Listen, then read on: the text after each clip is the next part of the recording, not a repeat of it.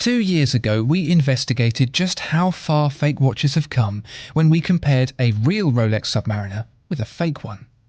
For anyone thinking that fake watches were the easy-to-spot domain of the seaside tat shop, we demonstrated that it's harder to spot a fake than you might think. 2 years on, and it's got even harder.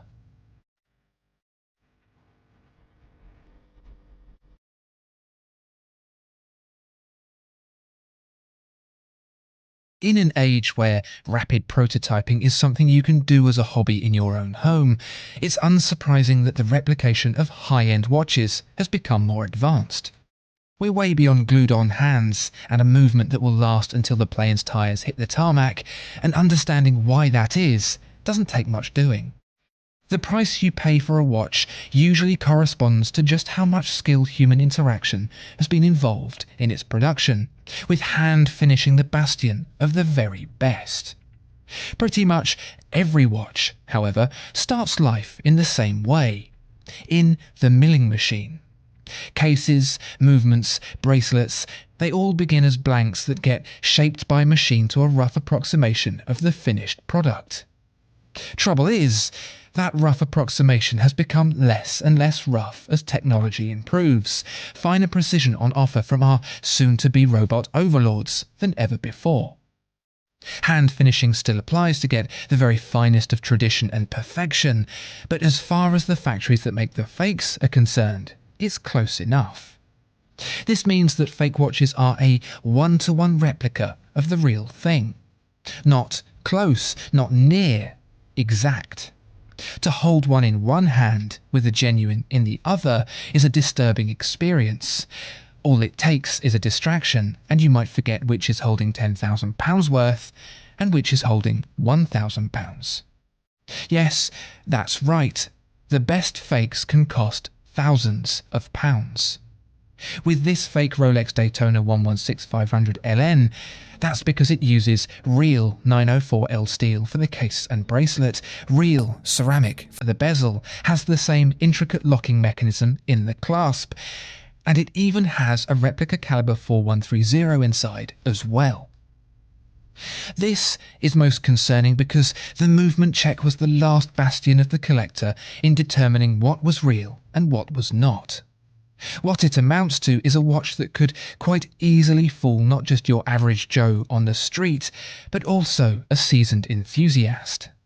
Is there hope yet, or should we all run screaming for the hills? Let's take a closer look. Normally at this point, we would move in closer to assess the quality of a watch. Now we're doing it to determine what's real and what's not. And you really do have to scrutinise every last detail in order to flush out the fake, so let's do that. It's in the delicacy of the finishing that clues begin to sprout up. The mirror finish of the polished dial furniture lacks the lustre of the genuine, slightly dulled by the machine application over the finer hand-polished gloss of the Rolex. Edges are coarser, handled with less care, losing the catch of light they should have when the watch is angled just so. It's a similar story with the print, the precision of the plates used to isolate the ink lacking the final detailing need to get the thin, crisp lettering the genuine watch wears on its dial. The colouring of the Daytona script misses the mark by a shade or two, as does the dusting of grey paint in the ceramic bezel. The genuine watch glitters with the fine platinum dust it's treated with. The fake is lifeless by comparison. The precision of the fit is lacking in the fake as well, the bracelet end links showing gaps. The intricate detailing between the knurls of the crown and pushers, they don't reach the same level of application found in the Rolex either. There are tells, but only if you really know what you're looking for. And that brings us to the caliber.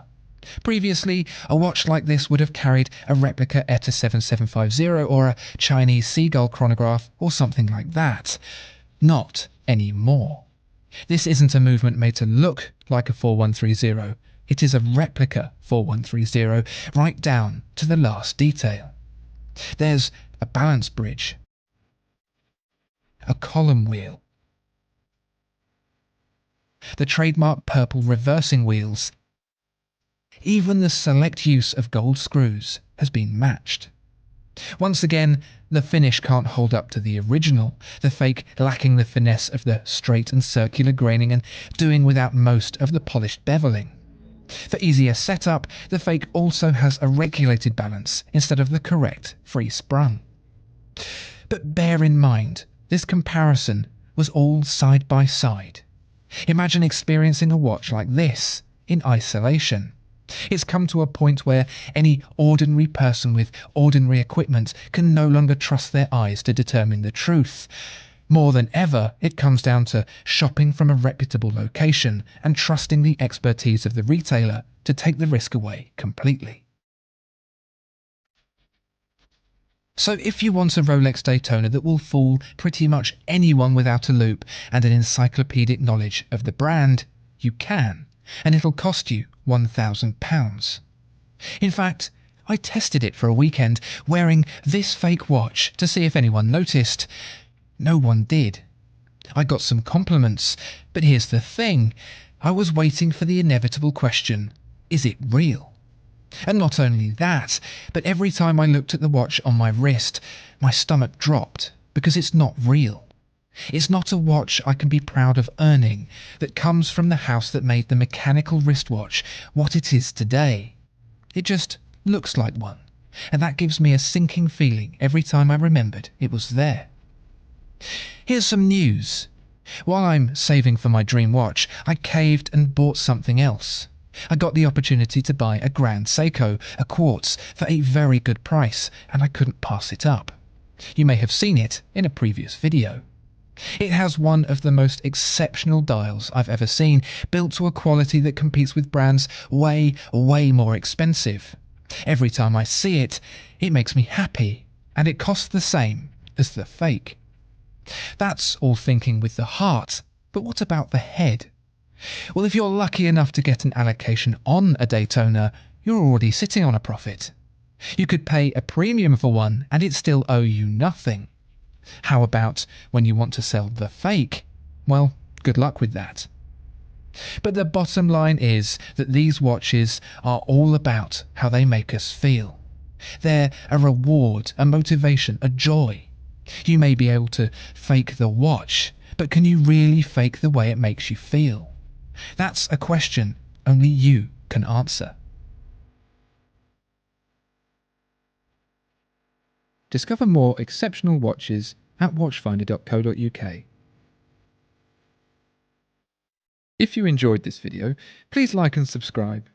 If there are any other watches you'd like to see reviewed, please let us know in the comments below.